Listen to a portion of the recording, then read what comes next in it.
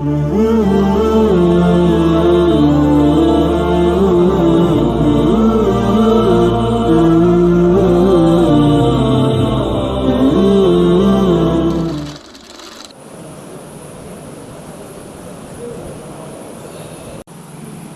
यबका सयाति अलन्नास ज़मान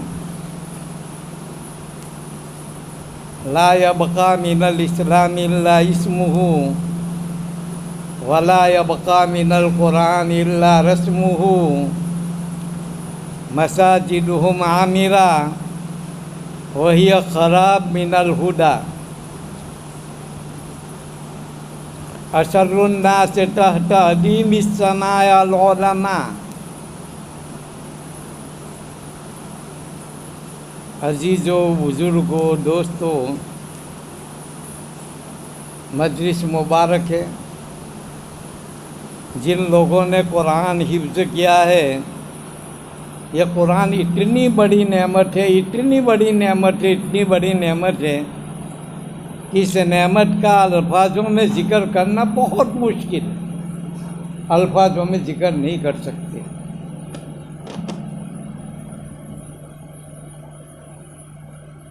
ये नेमत बहुत आला मिली है, क्योंकि हम कलाम अरबी नहीं जानते, मगर जो कलाम अरबी जानते थे वो जानते थे कि ये कुरान कितना आला दर्जे का है। इस्लाम के सच्चे पक्के दुश्मन, सबसे बड़े दुश्मन आप जानते हैं, अबू जहल है, अबू सुफियान है, बाद में अबू सुफियान तो इस्लाम ले आए, और अखनस इब्न शरीफ सबसे बड़े दुश्मन।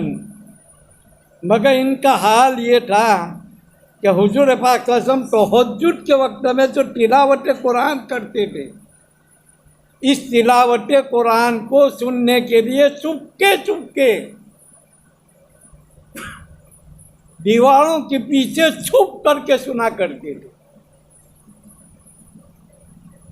एक मर्तबा अलग अलग रास्तों से तीनों चौराहे पर मिल गए।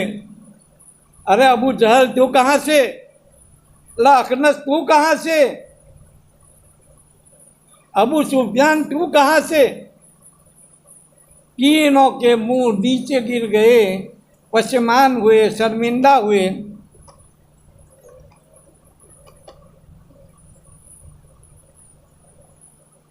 कहे तो क्या कहे, बाहर शर्मिंदा होकर कहा कि हम तो वो हुजूर पाक सल्लल्लाहु तहज्जुद के वक्त में जो तिलावत कुरान कर रहे हैं, इस तिलावत कुरान को सुनने के लिए पहुंच गए। अरे कौम जान लेगी तो क्या कहेगी, कौम जान लेगी तो क्या कहेगी, क्या कर रहे हो तुम। तीनों अब कसमें खा रहे हैं, लात की कसम, उज्जा की कसम, आज के बाद हम कुरान को सुनने के लिए नहीं आएंगे।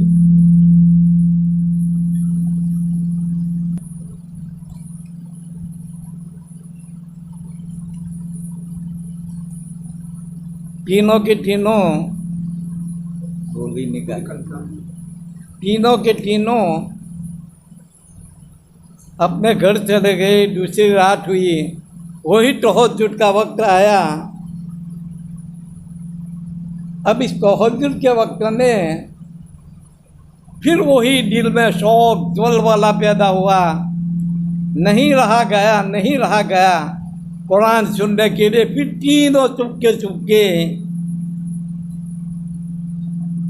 दीवारों के पीछे आ गए। फिर दोनों की, तीनों की मुलाकात हुई। तीनों फिर बबरने लगे, बकबक करने लगे, एक दूसरे से बोलने लगे, शर्म दिलाने लगे। कहा तो पक्की कसम, लात उज्जा की अब तो कभी नहीं आएंगे। मगर तीसरी रात भी यही हुआ। तो अखनस इब्न शरीफ लाठी लेकर के पहले पहुंचा अबू सुफियान के पास। ए अबू सुफियान, तू कुरान के बारे में क्या कहता है, बोल, सही सही बता दे, तो कुरान के बारे में क्या कहता है। क्या कि उसकी सारी बातें सच्ची लगती है, कुछ बातें में शुबा है, मगर उसकी सारी बातें बिल्कुल सच्ची और पक्की है। मेरा भी यही ख्याल है। अखलस इब्न शरीफ कहता है, अबू जहल के पास गया लाठी लेके, बोला अबू जहल तेरा क्या कहना है? कहा कि कुरान बिल्कुल सच्चा है, मगर क्या करे, हमारा अबू बनो अब्दे मुत्तलिब के साथ हमारा मुकाबला है। इन्होंने मेहमान नवाजी की, हमने भी मेहमान नवाजी शुरू की। जब उन्होंने लोगों को सखावतें शुरू की, हमने भी सखावतों को शुरू किया। उन्होंने अपने मेहमानों के लिए मुसाफिर खाने बनाए, हमने भी मुसाफिर खाने बनाए। हर एक में हम उनका मुकाबला बराबर करते रहे, मगर अब वो तो दावा कर रहे हैं कि हमारे पास नबी है, तुम्हारे पास क्या है?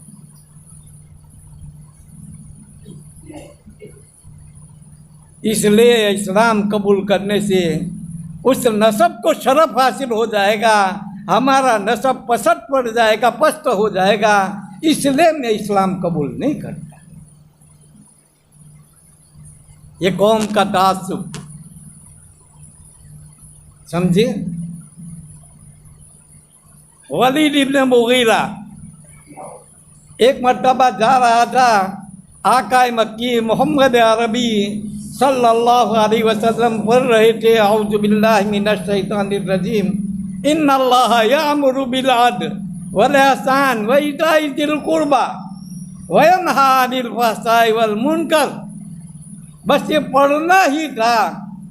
वलीद इब्न मुगीरा की जुबान से निकला, इन्ना लहू लहलावा व इन्ना अलैहि तलावा व इन्ना अलाहु लमुस्बिर व इन्नहु अस्फलहु लमुग़दिक व मा यक़ूलु हाज़ा बशर इन्नहु यअलू वला युअला अलैहि। ये कुरान इंतहा से ज़्यादा मीठा, इंतहा से ज़्यादा शीरीन है।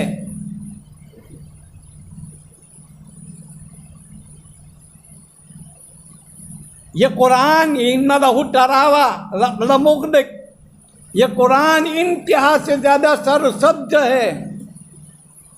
उसका ऊपर का हिस्सा फलदार, नीचे का हिस्सा मजबूत है। ये इंसान का कलाम नहीं है। इन्नहु यअलू वला युअला, ये बुलंद होकर के रहेगा, गालिब होकर के रहेगा, मगलूब नहीं होगा। इतनी आला नेमत हमारे पास मौजूद है। अम्र इब्न जमूह ने जब इस्लाम कबूल कर लिया, अरे अम्र ने जब इस्लाम कबूल कर लिया, बाप ने भी इस्लाम कबूल नहीं किया था। जब बाप के सामने बेटे ने पढ़ना शुरू किया, अल्हम्दुलिल्लाहि रब्बिल आलमीन अर्रहमानिर रहीम मालिकि यौमिद्दीन इय्याका नअबुदु व इय्याका नस्तईन, बाप फौरन बोल उठा, मा हसन हाजा मा अजमल हाजा अव कुल्लुन मिसलहु। ए बेटे, ये जो तू पढ़ रहा है किस कदर उम्दा, किस कदर खूबसूरत है। क्या सारा के सारा कलाम ऐसा ही है? सारा के सारा कुरान मजीद ऐसा ही है? बेटा कहता है अहसनु मिन हाजा व अजमल मा अजमलहु व मा हसनहु, इससे भी बहुत ज़्यादा खूबसूरत और इससे भी बहुत ज़्यादा शीरीन भी था।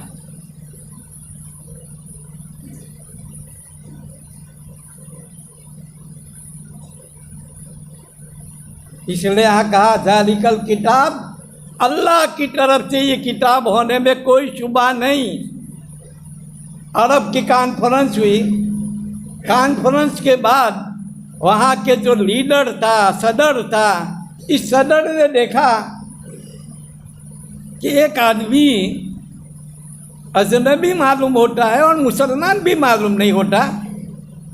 पकड़ा उसको, पूछा कि तुम क्यों यहाँ शरीक हो गए, कौन हो तुम? कहा मैं तो ईसाई हूँ। क्यों यहाँ आ गए? कहा मुझे इस्लाम से कुछ कुछ मोहब्बत हुई है, तो मैं ज़रा सुनने के लिए यहाँ चला आया हूँ। अब सुनने के बाद कहा इस्लाम कबूल कर लो, तो फिर लेकिन नहीं, अभी नहीं कबूल कर, अभी मुझे इत्मीनान नहीं हुआ है। वो किताबें छापता था। उसने इंजील के 8 नुस्खे छापे, ज़बूर के 8 नुस्खे छापे, तौरेत के 8 नुस्खे छापे, कुरान के 8 नुस्खे छापे। सब में गलत, कुरान भी गलत लिख करके पेश किया। इसी तरीके से वो तीनों की तीनों किताबों को गलत तरीके से पेश किया। बेचा बाजार में। इंजील भी खुशी खुशी ईसाई ले गए, तौरात भी खुशी खुशी ले गए यहूदी, और ज़बूर भी ले गए। कोई भी वापस 8 हो के 8 उसके बिक गए, वापस नहीं आए। कुरान जिन्होंने खरीदा, बहुत से ने तो वहीं देख करके कह दिया कि ये कुरान हकीकी नहीं है, ये गलत कुरान है। बहुत से घर ले गए, घर ले जाने के बाद पढ़ा और अपने कुरान के साथ मिला करके मेरे पास वापस आए कि लो ये कुरान, ये हमारा कुरान नहीं है। मैं समझ गया कि 800, 900 साल हो गए, मगर एक कुरान मैंने थोड़ा सा गलत लिखा, उसको भी मुसलमान वापस ला करके दे दिया मुझे। मैं समझ गया कि यह आसमानी किताब है, यह अल्लाह की किताब है। वो तीनों किताबें भी अल्लाह की है, मगर वो बदली हुई है। यह अल्लाह का दस्तूर, यह अल्लाह के उसूल, यह अल्लाह का अहकाम है। किसी हैरे गहरे लट्टू खैरे के नहीं। मगर अफसोस, सद अफसोस कि आज हमने इस्लाम को छोड़ दिया। ये कुरान कहता है उदखुलू फिस्सिल्म काफ़ा, इस्लाम में पूरी तरीके से दाखिल हो जाओ। मगर कसम खुदा की मैं देख रहा हूँ कि इस्लाम का एक अमल भी आज बाकी नहीं है, एक भी अमल नहीं। हमारे इस इस्लाम को ईसाइयों ने कबूल करके रख दिया है और हमने इस्लाम को पसे पुछ डाल दिया। हमने कुरान को पसे पुछ डाल दिया। मैं नहीं कहता, हदीस कहती है, वाकयात कहते हैं। एक ईसाई स्कूल है, मैडम ने बताया कि जिसका भी अव्वल नंबर आएगा हम उसको ये झूठे इनाम में देंगे। एक लड़की बहुत गरीब, बाप का साया उठ चुका था, माँ घर पर बीमार थी, कोई इनकम नहीं, फटे पुराने कपड़े में, फटे जूतों में स्कूल आती। दूसरी लड़कियों के आला कपड़े जूते देख करके बेचारी अपने दिल में पछताती घर वापस जाती।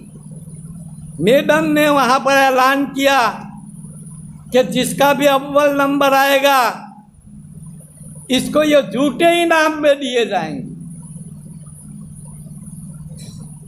हुआ ऐसा कि वहाँ सबके नंबर यकसा। इस स्कूल के सारे बच्चों के नंबरात यकसा आए। अब जूते एक जूता है, दे तो किसको दे?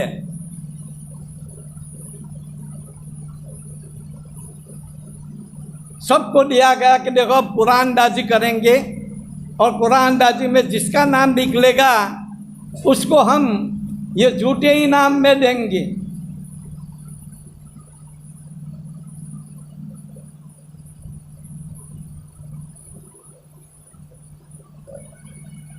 सबको रुका दिया गया और रुका में अपना अपना सब नाम लिखो। सब ने अपना नाम लिख करके रुका एक डिब्बे में डाला और फिर उसके बाद मैडम के पास वो डिब्बा पहुंचा। मैडम ने डिब्बे में से एक चिट्ठी निकाली।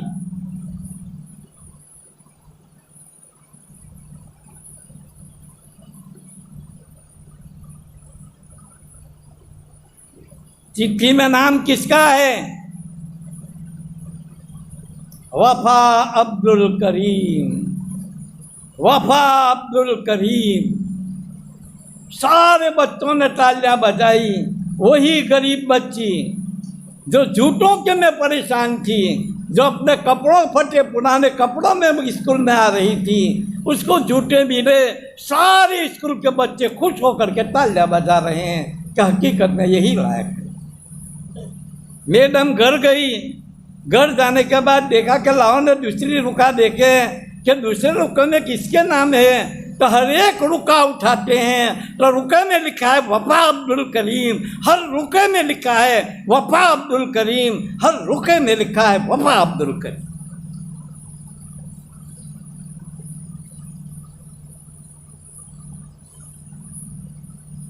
कुरान ने हमें तालीम दी थी, वयूसिरून अला अनफुसिहिम वलौ कान बिहिम खसासा, अपना भूखा होने के बावजूद वो दूसरों को तरजीह देते हैं। मैडम की आंखों से आंसू निकल गए, हमें इस लड़की का एहसास पैदा नहीं हुआ और हमारे ये शागिर्दों को, हमारी इन बच्चों को इनका एहसास था और सब ने नाम लिखा वफा अब्दुल करीम।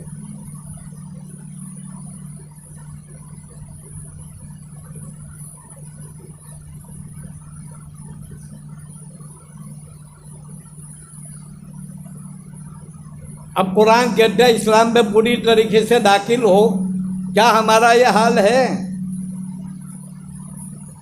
आकाए मक्की मोहम्मद अरबी सल्लल्लाहु अलैहि वसल्लम फरमाते हैं, वल्लाहि ला युमिन, वल्लाहि ला युमिन, वल्लाहि ला युमिन हत्ता युमिन जारुहु बवाइका। खुदा की कसम 3 मरतबा हुजूर कसम खा रहे हैं, आकाए मक्की मोहम्मद अरबी सल्लल्लाहु अलैहि वसल्लम 3 मरतबा कसम खा के फरमाते हैं, खुदा की कसम वो मोमिन नहीं हो सकता, खुदा की कसम वो मोमिन नहीं हो सकता, खुदा की कसम वो मोमिन नहीं हो सकता कि जो अपने पड़ोसी के साथ उसका हुस्न सुलूक लो, उसके जुल्मों से पड़ोसी मुतमईन न हो, वो मोमिन नहीं। आज हमारे पड़ोसियों का हाल देखो,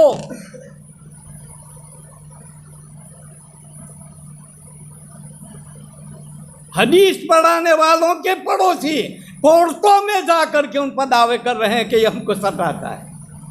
अफसोस की बात है। और वो हदीस का उस्ताद हार भी जाता है, हारने के बावजूद भी वो उस पर अमल नहीं करता, पड़ोस का ऑर्डर होने के बावजूद। हमारे असलाफ वो इस्लाम पर अमल करते थे,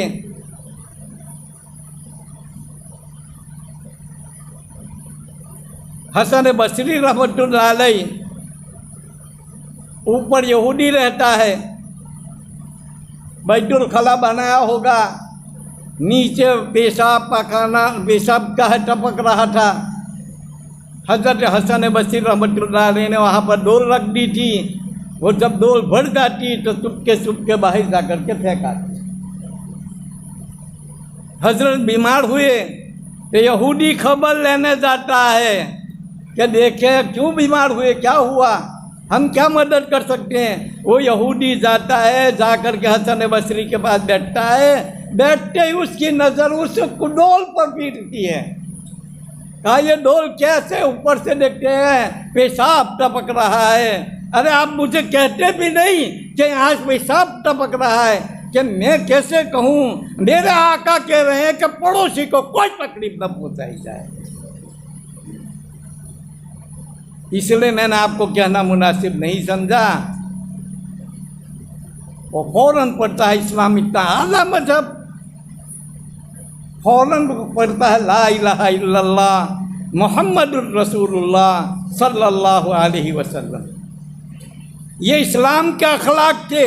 मुसलमानों के अखलाक को देख करके वो मुसलमान हो रहे थे।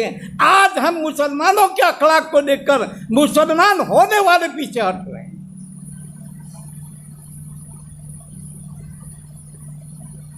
जॉर्ज बर्नार्ड फर्नांडीज सारे मजहबों की किताबों का खूब मुताला किया था, खूब मुताला।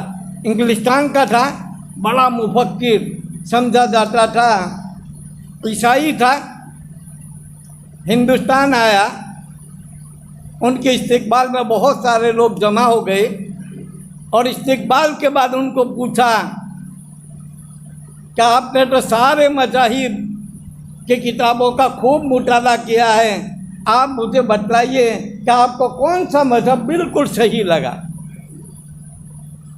तो उसने कहा, मुझे अगर तुम पूछते हो तो मैं सही बात तुम्हें बताऊं कि सच्चा और पक्का अगर कोई मज़हब है तो वो इस्लाम है। कहा, वो हजरत कैसे?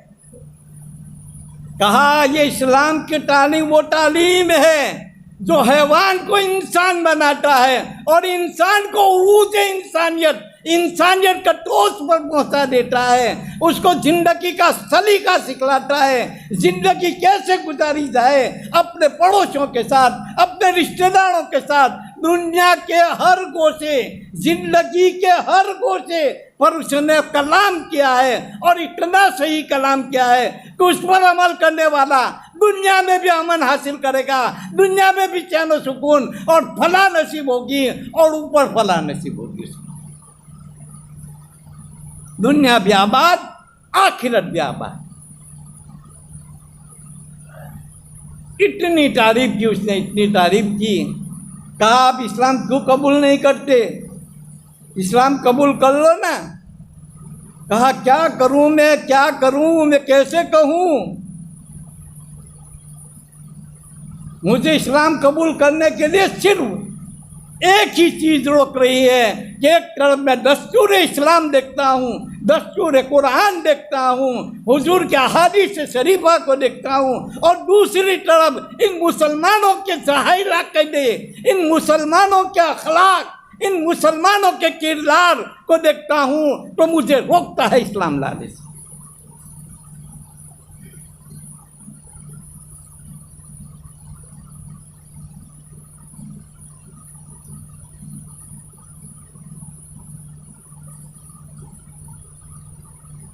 और ये होगा इसलिए कि आज इस्लाम का कहीं नामो निशान नहीं। मैं आपको बतलाऊँ, आका मदनी मोहम्मद अरबी सल्लल्लाहु अलैहि वसल्लम का इरशाद कभी झूठा नहीं हो सकता है। फरमाते हैं, ला यबका मिनल इस्लाम इल्ला इस्मु। ऐसा ज़माना आएगा, ऐसा ज़माना आएगा कि एक इस्लाम का नाम तक बाकी नहीं रहेगा। इस्लाम का सिर्फ नाम बाकी रह जाएगा, अमल बिल्कुल नामो निशान नहीं होगा। ला यबका मिनल इस्लाम इल्ला इस्मु, इस्लाम का सिर्फ नाम बाकी रह जाएगा। आज मुसलमानों को देखो, कोई अमल इस्लाम के मुताबिक नहीं। आगे बतलाता हूँ, वला यबका मिनल कुरान इल्ला रस्मुहु, कुरान की सिर्फ रस्म बाकी रह गई।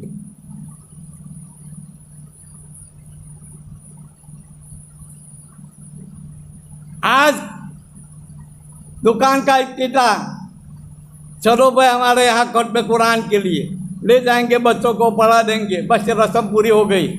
कुरान पर क्या हुक्म है, कैसे अमल करने का, कुछ नहीं। घर का इफ्तिताह है, इशाले सवाब के लिए बैठ जाओ, कुरान पढ़ लो। ये रस्में बाकी रह गई। हमारे मुहद्दिसीन किराम तो उसकी तारीफ ये करते हैं कि कुरान की रस्म बाकी रह जाने का मतलब ये है, वला यबका मिनल कुरान इल्ला रस्मुहु, कुरान की रस्म बाकी रह जाने का मतलब ये है कि कुरान को आला से आला, उम्दा से उम्दा हुस्न सौत के साथ पढ़ने की इतनी मेहनत करेंगे, इतनी मेहनत करेंगे, मगर उसके मानी और उस पर अमल करने की जर्रा बराबर भी कोशिश नहीं करेंगे।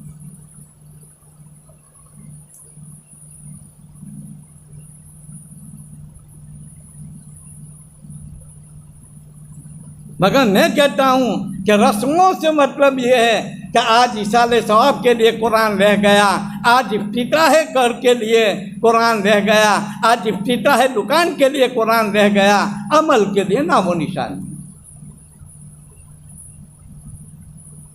बारिश न हो, इस्तिस्का की नमाज है, हम क्या कहते हैं, अरे असर के बाद यासीन का ख़त्म होगा। हुजूर पाक सल्लल्लाहु अलैहि वसल्लम ने पेशिन गोई की थी मसाजिदुहुम आमिरा वहिया हलाक मिनल हुदा। मसाजिदुहुम आमिरा, मस्जिदें तो बहुत आबाद होगी, आला किस्म की मस्जिदें होगी या नमाजी बहुत होंगे, मगर हिदायत का एक काम भी मस्जिद में नहीं होगा। मस्जिद में हिदायत का एक भी काम नहीं होगा। हदीसों में बतलाया गया है कि मस्जिदों को सादा बनाओ। है कोई मस्जिद सादा? उसके मनारे देखो, उसका मेहराब देखो, जिदार किबला देखो, मस्जिदें तक हमारी हदीसों के मिजाज के मुआफिक नहीं।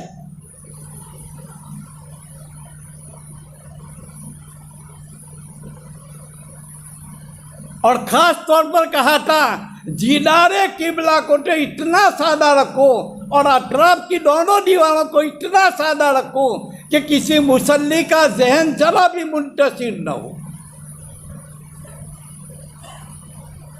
लेकिन आज तुम देखो तो दीवारों के सामने घड़ी रखी होगी, दीवारों के सामने तख्ते रखे होंगे, दीवारों के सामने औकात नमाज रखी हुई होगी और बैठे बैठे देखते रहो। इमाम साहब ने 2 रकात में 4 रकात पे 4 मिनट कर दी, 5 मिनट कर दी, 7 मिनट कर दी। अरे यार नमाज पढ़ा तो 9 मिनट कर दी, चलो 4 रकात पढ़ा दी।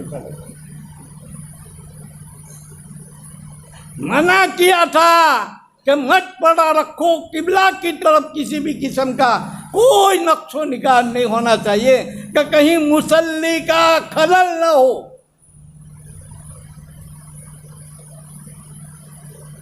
लेकिन आज जिदारे किबला सबसे ज्यादा मुनक्कश, सबसे ज्यादा मुनक्कश आपको जिदारे किबला और सारे तख्ते, सारी घड़ियां, सारे औकात सलात भी किसमें लगे हुए होंगे?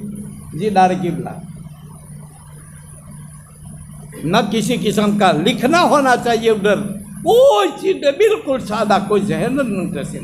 आका मक्की मोहम्मद अरबी सल्लल्लाहु अलैहि वसल्लम नमाज पढ़ रहे थे, बाईं जानिब का जो दरवाज़ा था, खिड़की थी, उस खिड़की पर पर्दा लगा हुआ था, उस पर्दों पर बेल बोटे थे, फूल वगैरह बने हुए थे।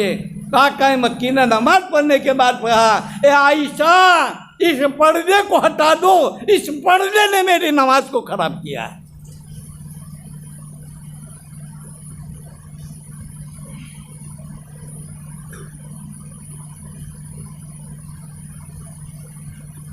अल्लाह के फजल से एक नमाज ज़रा ठीक हो रही थी हुजूर के इरशाद के मुताबिक। 1400 साल से जो नमाज पढ़ी जा रही थी बिल्कुल सादा तरीके से, आज माइक ने आकर के उस नमाज को भी हम ही बर्बाद कर दिया। होती नहीं है नमाज। माइक पर नमाज सही ही नहीं है। हमारे उलमा तो यूँ कहते हैं कि माइक का इस्तेमाल करना मकरूह है। अभी मुफ्ती अहमद साहब खानपुरी का सौतुल कुरान में फतवा आया, 2 फतवे आए कि इको में नमाज पढ़ना कैसा है। तो मौलाना अहमद खानपुरी साहब ने तो यूँ लिखा कि आप इको की बात करते हो, इको की बात करते हो।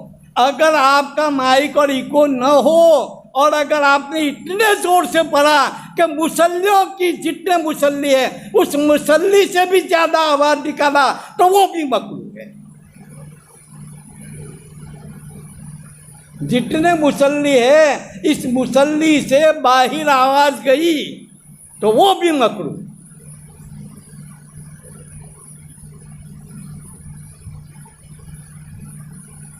बतलाओ आप, माइक में नमाज पढ़ने की बात कहाँ करते हो? बिदअत ही मकरूह ही नहीं कहा, बल्कि यूँ कहा बिदअत मकरूहा है।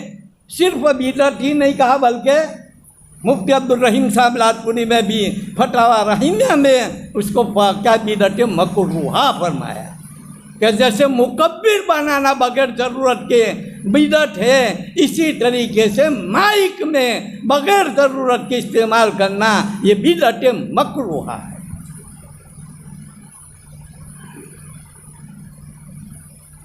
लेकिन सारे हमारे मुफ्तियान किराम कहते हैं कि नमाज हो जाएगी, इस्तेमाल करना मकरूह, नमाज हो जाएगी। मैं उनसे पूछता हूँ कि इमाम साहब ने जो नमाज पढ़ाई, माइक का इस्तेमाल किया, किसका मुर्तकिब हुआ? बिदअत मकरूहा का मुर्तकिब हुआ कि नहीं? और बिदअत का करने वाला फासिक है, और फासिक के पीछे मकरूह तहरीमी।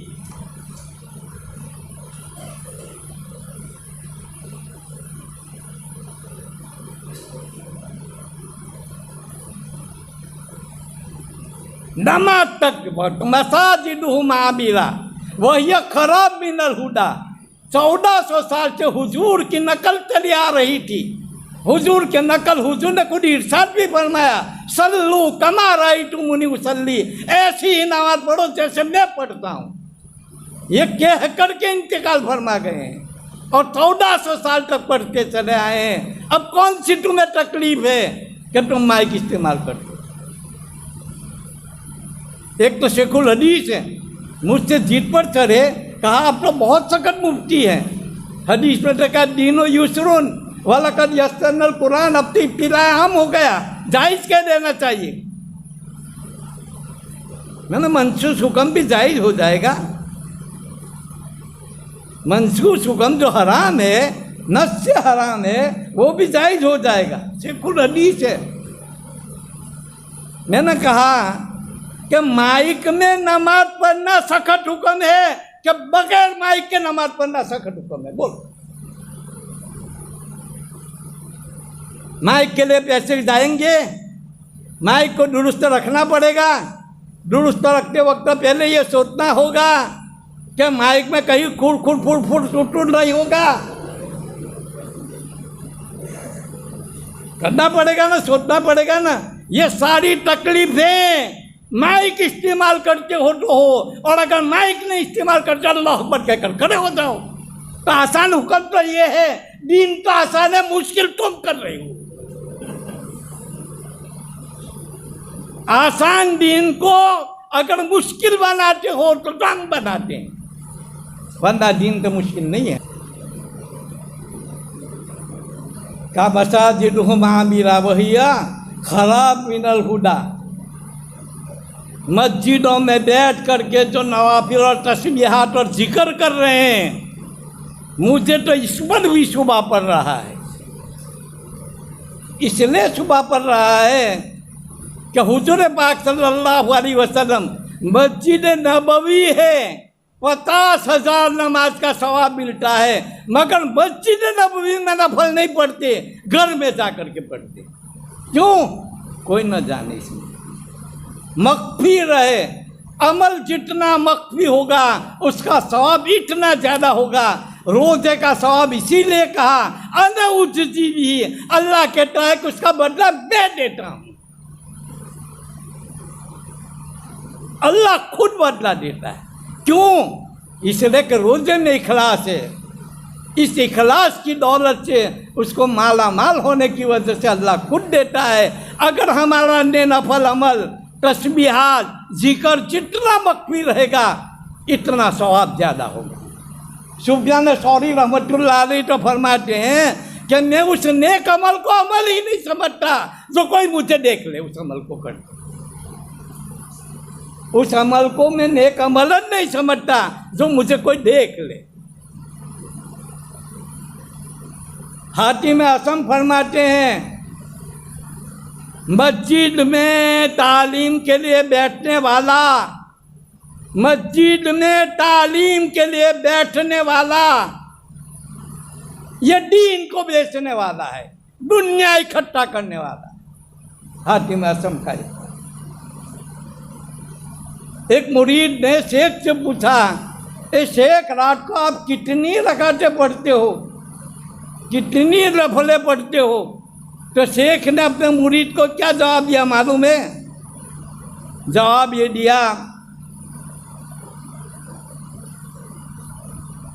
कि देख, एक रकात मैं घर में चुपके चुपके पढ़ूं, कोई न जाने, तो मुझे 100 रकातों का सवाब मिलता है, और अगर कोई जान ले तो मेरी 1 रकात का सवाब 1 रकात मिलेगा। तो कम मैं 99 रकातों का नुकसान करूं? तुझे बतला के मैं 99 रकातों का नुकसान क्यों करूं?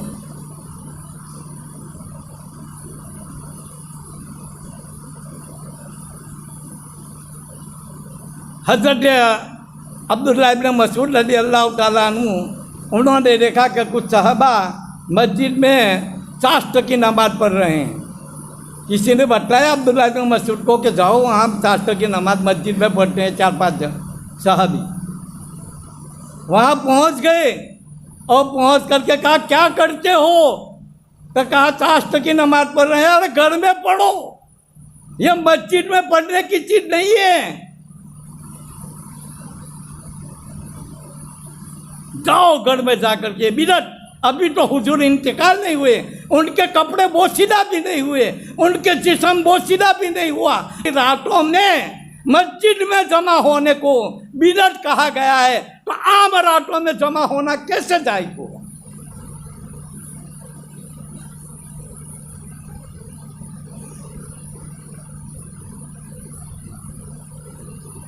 करने वाला जरूर हो। एक हदीस है अबू दाऊद में, फरमाते हैं आका मक्की मोहम्मद अरबी सल्लल्लाहु अलैहि वसल्लम के एक आलिम आएगा, लोगों को दावत देगा, आओ सुन्नत की तरफ, आओ हदीस की तरफ, आओ कुरान की तरफ, ये है कुरान का हुक्म, ये है हदीस का हुक्म। वो बेचारा थक जाएगा, मगर कोई उसका फॉलोवर ने मुरीद नहीं होगा। तब शैतान उसके दिल में आएगा और शैतान आकर के कहेगा, अगर तू फॉलोवर चाहता है, अगर तू चाहता है मुरीदीन, अगर तेरे चाहने वाले कसरत से चाहता है, तो कोई बिदअत कर ले। बिदअत करेगा तो तेरे चाहने वाले होंगे। बिदअत शुरू।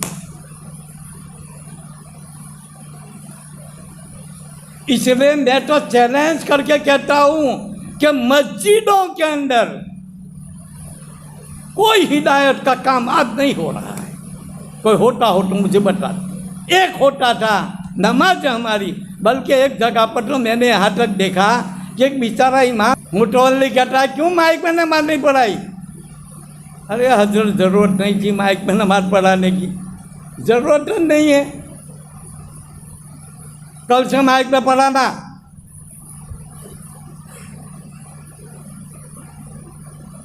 मुफ्ती अब्दुल्ला के पास आया सुबह में, आ करके फतवा लिख के गया कि भाई ये नमाज में क्या है, किरात अपने माइक का इस्तेमाल करना बिदअत मकरूहा है वगैरह, जो लिख के दिया। वो दे के फतवा लेकर के उस मुतवल्ली को दिया कि लो मुतवल्ली साहब। मुतवल्ली साहब ने पढ़ा, हाथ दोपहर से बंद, तेरी नौकरी चले जाए यहाँ से, कोई भी पढ़ा लेगा। अलग कर दिया। कुरान मजीद कहते हैं कि हम जब इजारतना नूहलिक करियतन, जब हम किसी गांव को हलाक करना चाहते हैं, अमरना मुत्रफिया, तो उनके खुशगवार लोगों को, उनके लीडरों को, उनके मालदारों को शरई हुक्म बतलाते हैं कि ये शरई हुक्म है, लेकिन वो शरई हुक्म पर फिर भी अमल नहीं करेंगे, फिर भी अमल करेंगे। हमारे खुशगवार लोग, हमारे लीडर, हमारे मुतवल्ली सही राह पर चलना ही नहीं चाहते। एक हदीस भी है कि आइंदा ऐसे उमरा आएंगे, ला यहतदून बि सुन्नती वला यहतदून बि हदी, कि न मेरी सुन्नत पर चलेंगे और न मेरे रास्ते पर चलेंगे, और वो गुमराह होंगे। वो याद नहीं रहा मुझे, वो भी एक हदीस में है कि जो खुशगवार लोग हैं, जो लीडर लोग हैं, मुतवल्ली, हम उलमा भी आ गए, सही राह पर चलना नहीं चाहते। अगर हम सही राह पर होते, देखो एक मैं बात कहूँ आपको, सलाहुद्दीन अय्यूबी और नूरुद्दीन जंगी रहमतुल्लाह अलैह, नाम सुना होगा आप लोगों ने, बैतुल मुक़द्दस के फाते हैं। बैतुल मुक़द्दस उन्होंने फतह किया तो फाते बैतुल मुक़द्दस सलाहुद्दीन अय्यूबी नूरुद्दीन जंगी रहमतुल्लाह अलैह बैतुल मुक़द्दस को फतह कर लिया। फतह कर लेने के बाद ये यहूदियों का लीडर अहरमन था। ये अहरमन वहाँ से भागते भागते, वो अहरमन भागते भागते सलाहुद्दीन अय्यूबी को कह रहा है कि सलाहुद्दीन, अब हम मैदान जंग में नहीं लड़ेंगे, अब हम मैदान जंग में नहीं लड़ेंगे, अब हम लड़ेंगे तुम्हारे मुसलमान नौजवानों के दिमागों पर और तुम्हारे मुसलमानों के दिलों पर हम लड़ेंगे।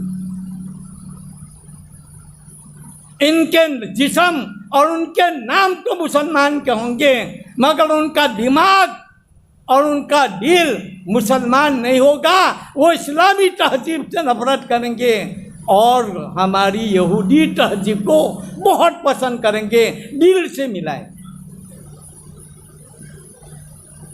इस्लामी तहजीब से नफरत करने वाले आज देख लो, 99% इस्लामी तहजीब से नफरत। हमारी औरतें जमात वालों की है, उलमा की है, मुहद्दिस की है, शेखुल हदीस की लड़कियां हैं। लड़का ढूंढते हैं और कहते हैं कोई लड़का हो तो देखो, मगर मौलवी नहीं होना चाहिए, दाढ़ी वाला नहीं होना चाहिए, रिक्शा वाला नहीं होना चाहिए। पूरा उनका बाजू भी देखते चले जाओ। आधा नंगा कर दिया है और जो पहना है वो भी नंगा है, साफ उनके नजर आता। ये यहूदी तहजीब की मोहब्बत ने हमारी औरतों को सड़कों पर नंगा ला करके रख दिया।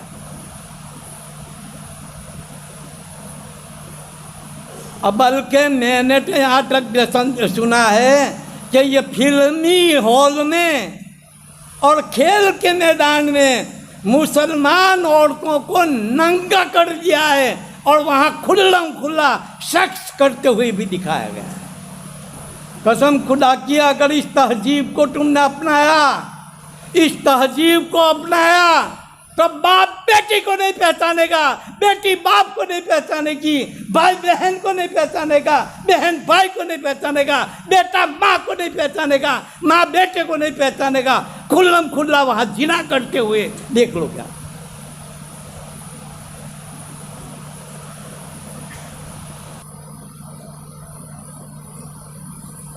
तुम्हारा जहन ऐसा बना देंगे बेहयाई को, नंगापन को, उड़ियानट को, सेक्स को, सबको वो मुसयन करके रख देंगे। कोई गुनाह नहीं, बल्कि उस पर फखर करेंगे। एक मुस्लिम औरत का भी इंटरव्यू आया, उनके इंटरव्यू के बारे में पूछा गया कि यार तुम मुसलमान हो और मुसलमान होकर के ये लिबास, बिल्कुल नंगा लिबास, ये कैसे तुमने पहना है। वो औरत क्या कहती है, अगर कपड़ा पहनना जरूरी होता तो अल्लाह हमको कपड़ों के साथ पैदा करता।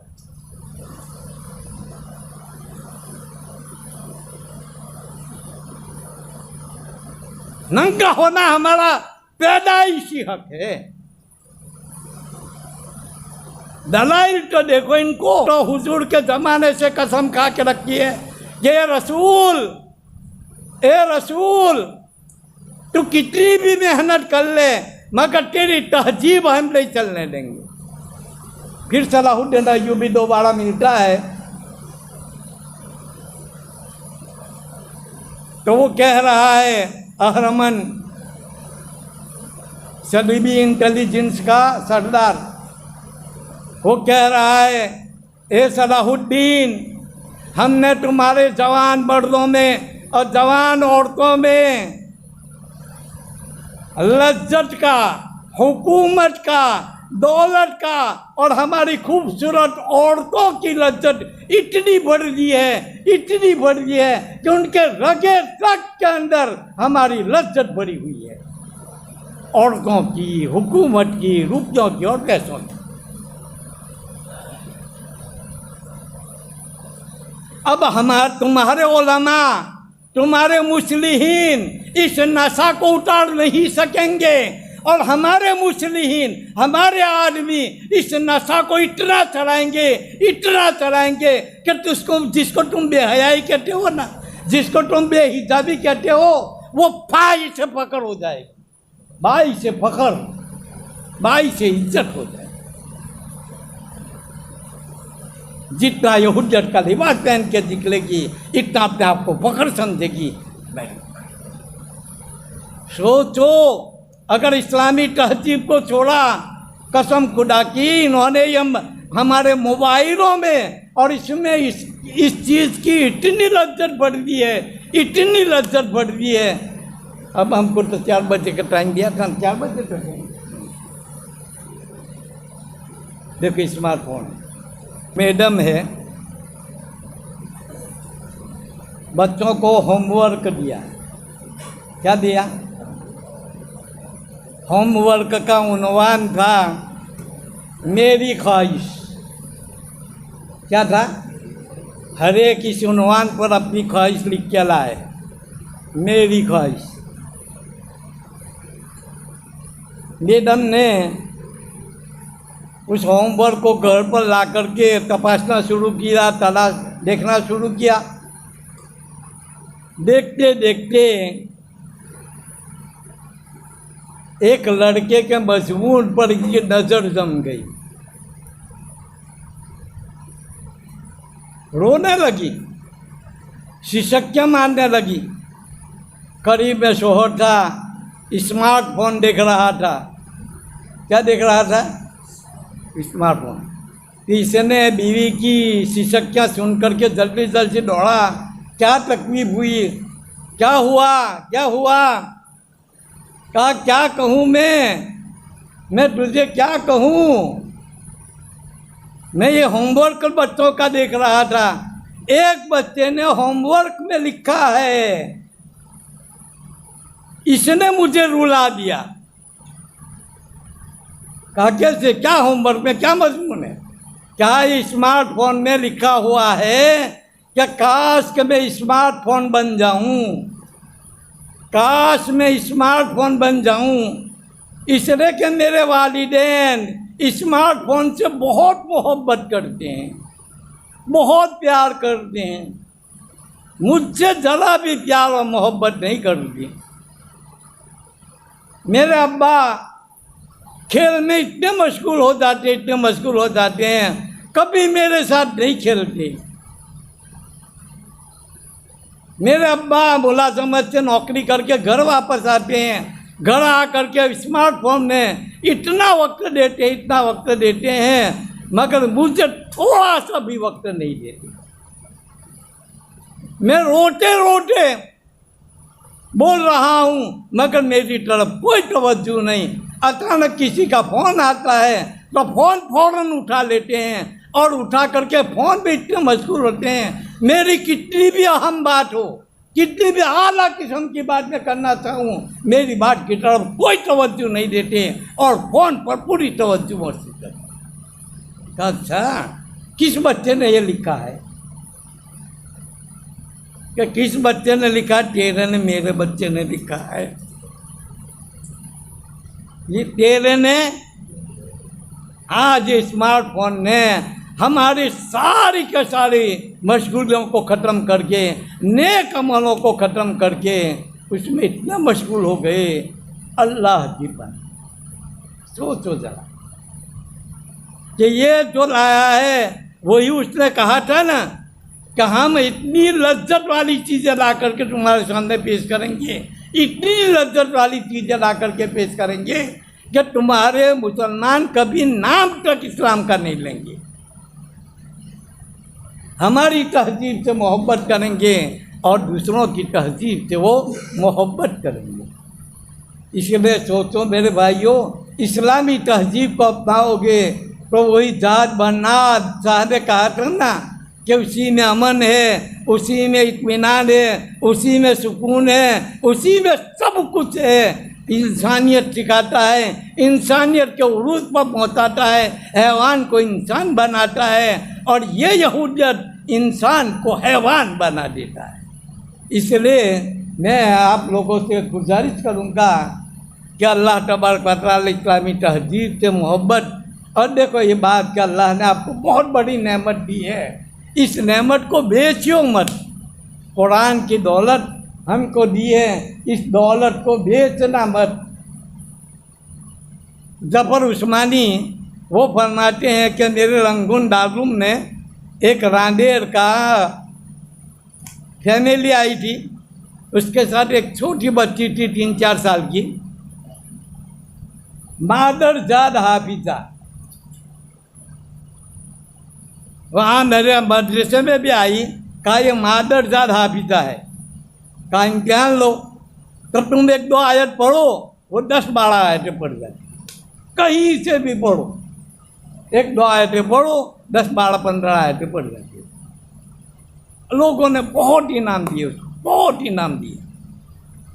जफर उस्मानी कहते हैं कि जब वो रांडीर जाने लगे तो मैंने उनसे कहा कि देखो भाई, ये कुरान को बेचने का सबब मत बनाओ, ये कुरान को बेचो मत, ये कुरान को बेचने का सबब और कसब का सबब मत बनाना, वरना नुकसान में उतरोगे। हुआ भी यही कि इसकी इतनी इनकम थी कि उसने उसी को जरिया बना लिया था कसब का। हर मजलिस में जाते और ये कुरान पढ़ाते और लोगों से पैसे वसूल करते इनामात के। नतीजा ये निकला कि दूसरे साल इंतकाल कर दिया।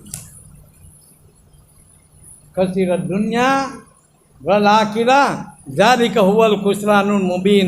हज़रत लुक़मान ने अपने बेटे को कहा था, बेटा अगर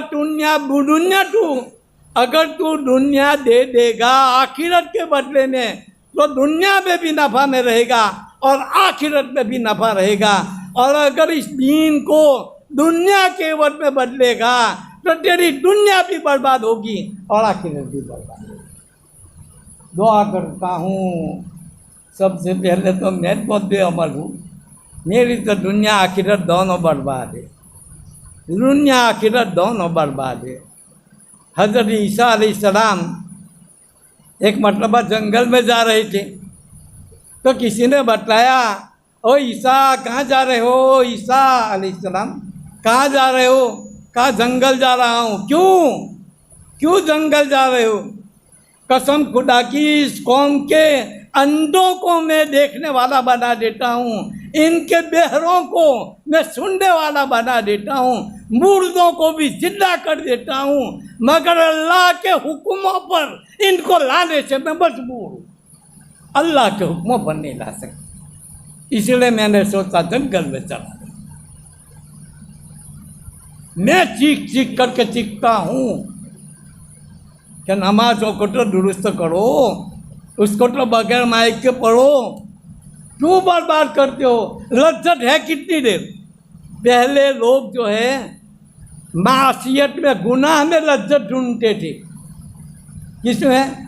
मौलाना वसीउल्लाह साहब ने वसीयतुल इरफान में लिखा है कि पहले लोग मासियत में गुनाह लज्जत ढूंढते थे और अल्लाह ने मासियत में ना गुनाह में लज्जत रखी है। खूब मुत्तकी परहेज़गार चुनो। आकाए मक्की मोहम्मद अरबी सल्लल्लाहु अलैहि वसल्लम फरमाते हैं, मन सल्ला खल्फ तकीयिन, जो मुत्तकी के पीछे नमाज पढ़ेगा, कान्नहु सल्ला खल्फ नबीयिन, उसने नबी के पीछे नमाज पढ़ी। ये लज्जतों के लिए क्यों कारी ढूंढते हो? आला आवाज़ बहुत अच्छी नहीं, बहुत मुझे बड़ी आवाज़ है किरात में, तो बहुत अच्छा आवाज़ नहीं थी तो मुसल्ला को पसंद नहीं। एक माटी वाला के कारी साहब आए, मैंने उनको कहा कि नमाज़ पढ़ा दो, इन्होंने बकरी की नमाज़ पढ़ा दी तो मुझे कहा कि आपको छुट्टी। आखिर दावा ना